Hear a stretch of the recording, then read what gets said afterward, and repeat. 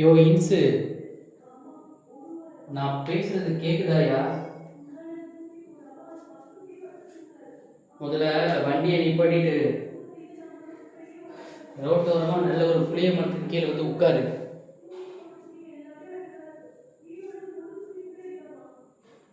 அந்த auditor Charles இருக்கிறான்ல, அவனுக்கு எல்லா உண்மையும் தெரிஞ்சு போச்சு. அந்த பென்ட்ரைவை தொலைச்சிட்டானா?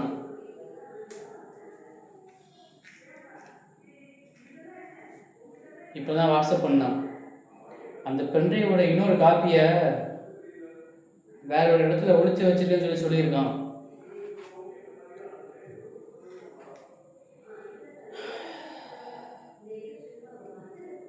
நாளைக்கு என்னால் அங்கே போக முடியுமா அப்படிங்கிறது தெரியல. இடத்த சொல்கிறேன். அந்த இன்னொரு காப்பியை நீ எடுத்துட்டு நாளைக்கு சப்மிட் பண்ணால் மட்டும்தான் உனக்கு காசு.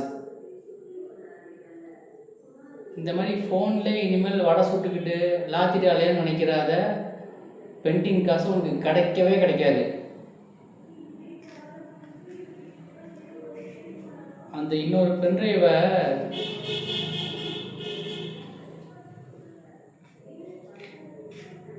மாம்பழம் கார்பரேஷன் கக்கூஸ் இருக்குல்ல, அங்கே ஒளிச்சு வச்சிருக்கிற அந்த நாய்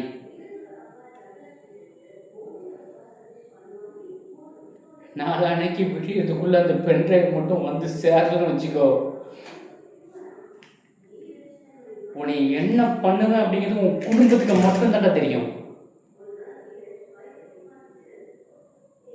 சும்மா பணத்துக்காண்டி வேலை பார்த்துட்டு மிரட்டிட்டு போயிடும் அப்படின்னு நினைக்காத சால. நான் திருப்பியும் சொல்கிறேன், அந்த ஆடிட்டர் ஒழிச்சு வச்சிருக்க பென்ட்ரைவு நாலு மறுநாளுக்குள்ள கிடைச்சே ஆகணும். அப்படி இல்லை அப்படின்னா நீங்கள் என்னாவா அப்படிங்கிறது உன் குடும்பத்துக்கு மட்டும்தான் தெரியும்.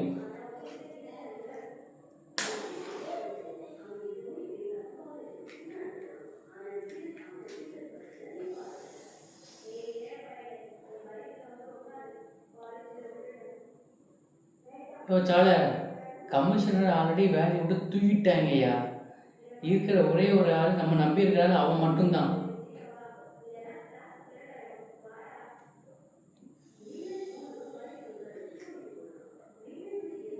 இப்போ நம்ம பேசுகிற விஷயம் உனக்கும் எனக்கும் தவிர சார்லஸ் மட்டும் தான் தெரியும். அவன் குடும்பத்தை நம்பி இருக்கிறவன் அவன் பக்கம் வெளியில் போக சான்ஸே இல்லை.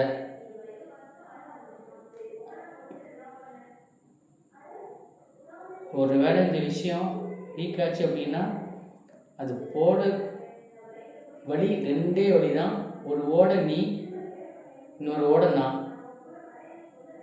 உலகத்தில் எவனும் அவனே மாட்டி கொடுக்க மாட்டான். புரிஞ்சிருக்கும்னு நினைக்கிறேன் நான் சொல்கிறது. பத்திரமா முடிச்சுட்டு மேல் படி.